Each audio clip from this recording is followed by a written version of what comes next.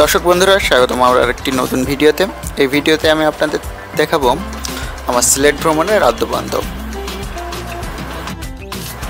আমাদের এই সিলেট ট্যুরটা ছিল 2020 সালের অক্টোবর মাসের শুরুতে। আমরা ঢাকা থেকে ট্রেন যোগে ভোরের মধ্যে পৌঁছে যাই সিলেট শহরে।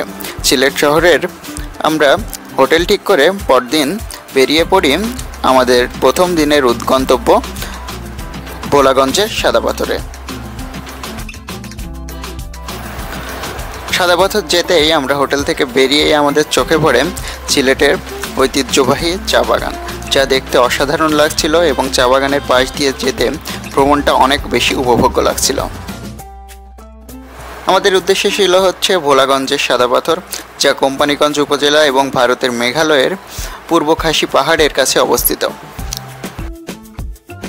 সিলেটের অসাধারণ সব প্রাকৃতিক দৃশ্য দেখতে দেখতে আমাদের চোখে পড়ে মেঘালয়ের সুবিস্তীর্ণ মেঘের মতো পাহাড়, যেগুলো আমাদের ভ্রমণকে আরও বেশি আকর্ষণীয় করে তুলছিল এবং আমাদের মধ্যে কৌতূহল বেড়েই যাচ্ছিল। আমরা এই সুউচ্চ পাহাড় এবং অসম্ভব সুন্দর প্রাকৃতিক সৌন্দর্য দেখতে দেখতে পৌঁছে যাই আমাদের প্রথম স্পট ভোলাগঞ্জের সাদাপাথরে। সিলেট জেলার সীমান্তবর্তী কোম্পানীগঞ্জ উপজেলায় অবস্থিত প্রকৃতির মায়ায় মোড়ানো ভোলাগঞ্জ দেশের সর্ববৃহৎ পাথর কোয়ারির অঞ্চল। ভোলাগঞ্জ সীমান্তে প্রাকৃতিক দেয়াল হয়ে দাঁড়িয়ে আছে ভারতের মেঘালয় রাজ্যের উঁচু উঁচু পাহাড়। সেই পাহাড় থেকে নেমে আসা ঝর্ণাধারা একদিকে ধলাই নদের পানির যোগানদাতা, অন্যদিকে এই পানি প্রবাহই ভোলাগঞ্জের রূপের উৎস। সবুজ পাহাড়, মেঘের হাতছানি আর বর্ষার পাহাড়ি ঢলের সাথে নেমে আসা সাদা পাথর ধলাই নদীর বুকে মিশে মিশে ভোলাগঞ্জের সৌন্দর্য বাড়িয়ে দিয়েছে বহুগুণ। আমরা ভোলাগঞ্জে পৌঁছে ধলাই নদীর ওপার থেকে মেন যে সাদা পাথরের জিরো পয়েন্ট, সেখানে পৌঁছাতে ধলাই নদীর বুক চিরে নৌকা যোগে এগিয়ে যেতে থাকি মেঘালয় রাজ্যের অসম্ভব সুন্দর সব পাহাড়ি দৃশ্য দেখতে দেখতে। ধলাই নদের উৎসমুখের পাথর পরিবেষ্টিত জায়গাটুকু ভোলাগঞ্জ জিরো পয়েন্ট বা সাদা পাথর নামে পরিচিত। সাদা পাথর এলাকাটি দেখতে অনেকটা বদ্বীপের মতো। ধলাই নদী বাংলাদেশ অংশে প্রবেশ করে দুভাগে বিভক্ত হয়ে চারপাশ ঘুরে আবার মিলিত হয়েছে। ধলাই নদীর পানির সাথে ভারতের খাসিয়া জয়ন্তী পাহাড়ের প্রচুর পাথর নেমে আসে। এই পাথরগুলোই মূলত জমা হয়ে এই টুরিস্ট স্পটটি সৃষ্টি করেছে। মেঘালয় রাজ্যের সুউচ্চ পাহাড় থেকে নেমে আসা ঝর্ণা শীতল পানি ভোলাগঞ্জে আসা প্রতিটি পর্যটককে মুগ্ধ করে তার আপন মহিমায়। ভোলাগঞ্জে কাটানো প্রতিটি মুহূর্ত ছিল স্বর্গীয় এক অনুভূতি। আমরা এই স্বর্গীয় অনুভূতি এবং স্বর্গীয় পরিবেশ নিবিড়ভাবে উপলব্ধি করে আবার আমরা ফিরে আসি ভোলাগঞ্জের ধলাই নদীর পাড়ে, যেখান থেকে আমরা যাত্রা শুরু করলাম আমাদের দ্বিতীয় স্পট সিলেটের রাতারগুলের উদ্দেশ্যে। রাতারগুল জলাবন সিলেটের গোয়াইনঘাটে অবস্থিত বাংলাদেশের একটি মিঠা পানির জলাবন। পৃথিবীতে মিঠা পানির জলাবন রয়েছে মাত্র 22টি, তার মধ্যে বাংলাদেশের এই রাতারগুল জলাবন অন্যতম। এ জলাবনের আয়তন 3325.61 একর। একে রাতারগুল স্বয়ংপ্রকাশ নামেও অভিহিত করা হয়। এর 504 একর এলাকাকে বাংলাদেশ সরকার 1973 সালে বন্যপ্রাণীর অভয়ারণ্য হিসেবে ঘোষণা করে। এছাড়াও 31 মে 2015 তারিখে বাংলাদেশের বন অধিদপ্তর 204.25 হেক্টর বনভূমিকে বিশেষ জীববৈচিত্র্য সংরক্ষণ এলাকা হিসেবে ঘোষণা করে। এই এলাকাকে বিশেষ জীববৈচিত্র্য সংরক্ষণ এলাকাকে হিসেবেও উল্লেখ করা হয়েছে। রাতারগুল জলাবনটি মেইনলি এক্সপ্লোর করতে হয় নৌকায় ভেসে ভেসে। আমরা এর সৌন্দর্য উপভোগ করছিলাম এই নৌকাতে চড়ে। কালো আমি করব এক কালো যমুনা জল সর্বপ্রাণী খায়, আরেক কালো আমি কৃষ্ণ সকল রাধে যায়। রাধে তখন গৃহবাসে গেল, গৃহবাসে গিয়ে রাধে আরে বিষয় চুল, কদম কানাই ধাক্কা কানাই ফিক্কা মারে ফুল। এভাবেই আমরা গান বাজনা এবং আড্ডার সাথে সাথে উপভোগ করছিলাম রাতারগুল জলাবনকে। এই বনটি মূলত এক্সপ্লোর করতে হয় এভাবেই নৌকায় চড়ে এর শান্ত শীতল জলরাশি মুগ্ধ করবে যে কাউকে। রাতারগুলের শান্ত শীতল পানির সাথে এই গাছের মধ্যে দিয়ে নৌকা চলাটা বেশ রোমাঞ্চকর এক ভ্রমণ। তাছাড়া পাখির কলকাকলি এবং বিভিন্ন ধরনের এর নিজস্ব যে জীববৈচিত্র্য রয়েছে তাদের ডাক এবং এই জীববৈচিত্র্যকে পরিলক্ষণ করা যায় অত্যন্ত কাছ থেকে।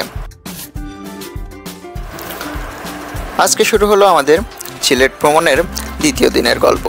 আমরা দ্বিতীয় দিনে গিয়েছিলাম সিলেটের সবচেয়ে বিখ্যাত একটি স্পট জাফলংয়ে। জাফলং বাংলাদেশের সিলেটের গোয়াইনঘাট উপজেলার অন্তর্গত একটি পর্যটন স্থল।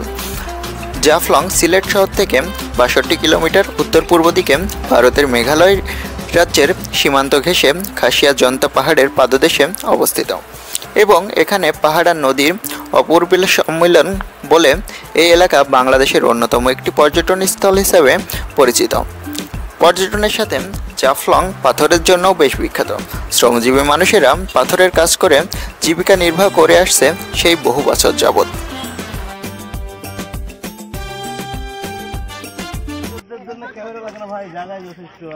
আমরা চলে এসেছি আমাদের আজকের স্পট জাফলংয়ে। আমরা এখন উপভোগ করব জাফলং এর অপরূপ সৌন্দর্য। আমরা দেখতে পাচ্ছি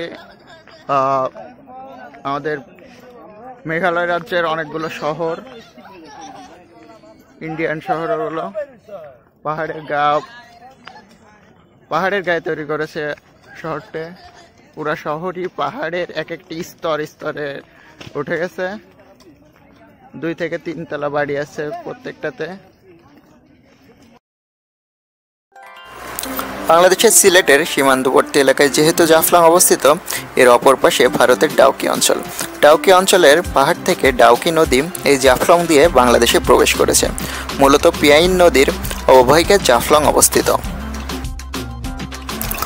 জাফলং আসলে পাহাড় এবং নদীর এক সম্মিলিত স্থান, যেখানে আপনার নদীর মধ্যে পাহাড়ের উপর দাঁড়িয়ে অপরূপ সৌন্দর্য উপভোগ করতে পারবেন, যা আপনার মনকে আরও বেশি শান্ত এবং শীতল করে দিবে।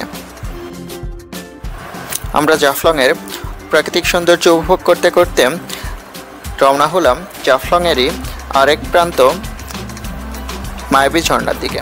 মায়াবী ঝর্ণাটি জাফলংয়ে অবস্থিত একটি অসম্ভব সুন্দর ঝর্ণা, যেখানে আপনি জাফলং থেকে আসার পথে যে ক্লান্তি অনুভূতি হবে সেই অনুভূতিটা দূর করতে পারবেন নিমিষেই। তাছাড়া আমরা এই পিয়াইন নদী ধরে মায়াবী ঝর্ণার উদ্দেশ্যে যেতে যেতে লক্ষ্য করলাম এখানকার শ্রমজীবী মানুষদের পাথর উত্তোলনের প্রক্রিয়া। এখানে ছোট বড় বৃদ্ধ সবাই উত্তোলন করছে নদী থেকে পাথর। এটি এখানকার মানুষদের প্রধান জীবিকা। আমরা এই পাথর উত্তোলনের দৃশ্য দেখতে দেখতে পৌঁছে গেলাম এই মায়াবী ঝর্ণার কাছে, যেখানে পৌঁছেই আমাদের চোখে পড়ল বেশ মার্কেট সদৃশ জায়গা, যা পর্যটনদের জন্য কেনাকাটার এক স্থান। এই মায়াবী ঝর্ণাটা মূলত ভারতের এই মেঘালয়ের সুউচ্চ পাহাড় থেকে নেমে আসা একটি জলধারা। এই জলধারাটিতে আমরা সিলেটের সবচেয়ে সুন্দরতম সময় কাটিয়েছি। এখানে ফটোশ্যুট এবং সারাদিনের ক্লান্তি দূর করতে বেশ কয়েক ঘন্টা ধরে গোসলের সাথে নিবিড়ভাবে পাহাড়ি ঝর্ণাকে উপভোগ করতে পেরেছি। মায়াবী ঝর্ণা সংগ্রামপুঞ্জি বা সেনগ্রামপুঞ্জি ঝর্ণা নামেও পরিচিত। জাফলং 0 পয়েন্ট থেকে মাত্র 15-20 মিনিটের হাঁটা দূরত্বে এই ঝর্ণাটি ভারতের সীমান্তে পড়েছে। তবে বিএসএফের প্রহরায় চাইলেই বাংলাদেশিরা এ ঝর্ণায় চূড়া পর্যন্ত উঠতে পারে। কয়েক ধাপ বিশিষ্ট এমন ঝর্ণা কমই দেখতে পাওয়া যায়। ঝর্ণার খানিকটা দূর থেকেই এর মেঘালয়ের পাহাড় বেয়ে নেমে আসার গর্জন কানে আসবে। আমরা এই জাফলংয়ের মায়াবী ঝর্ণা দেখা শেষে সিলেটের লালাখালের পাশ দিয়ে চলে আসলাম সিলেটের একটি চা বাগানে।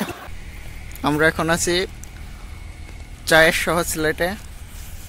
আমাদের আশেপাশে যত পাহাড় এবং ছোট ছোট টিলা আছে সবগুলোই চায়ের বাগান আছে। বাগানের পরিচর্যা কর্মীর সাথে আলাপ করে জানা গেল এই চা গাছগুলোর বয়স 15 বছর 30 বছর বয়সের ফুলগুলো কাজে লাগিয়ে নতুন চারা উৎপন্ন করা হয় এবং কলমের মাধ্যমে চারা উৎপন্ন করা হয়। চা পাতার তেমন কোনো গন্ধ পেলাম না, মানে চা হচ্ছে একটা গন্ধহীন পাতা। যাই হোক, আমাদের এটা ছিল চা বাগান ভ্রমণ। আমরা এখন আগুন পাহাড়ের দিকে যাব, দেখা যাক আগুন পাহাড়ে কেমন আগুন পাওয়া যায়। আমরা এই চা বাগান দেখা শেষে পৌঁছে যাই সিলেট শহরের তথা গোটা সিলেটের সবচেয়ে গুরুত্বপূর্ণ এবং ঐতিহাসিক স্থাপনা শাহজালালের মাজারে। সারা বছরই এরকম ভিড় লক্ষ্য করা যায় হযরত শাহজালাল রাদিয়াল্লাহু তাআলা আনহু-এর মাজারে। পুরো মহাদেশ থেকে এখানে আসে মানুষজন তাদের মনোবাসনা পূর্ণ এবং দোয়া নিতে। এছাড়াও এর বাইরে রয়েছে বিখ্যাত গজার মাছের পুকুর এবং এর আঙিনায় লক্ষ্য করা যায় বিখ্যাত জালালি কবুতরের ঝাঁক, এবং এই মাজারকে ঘিরে রয়েছে একটি সুবৃহৎ মসজিদ। মাজার দেখা শেষে বিখ্যাত 5 ভাই রেস্টুরেন্টে ডিনারের মাধ্যমে শেষ হয় আমাদের সিলেট ভ্রমণের দ্বিতীয় দিন। ধন্যবাদ সবাইকে আমাদের সাথে থাকার জন্য।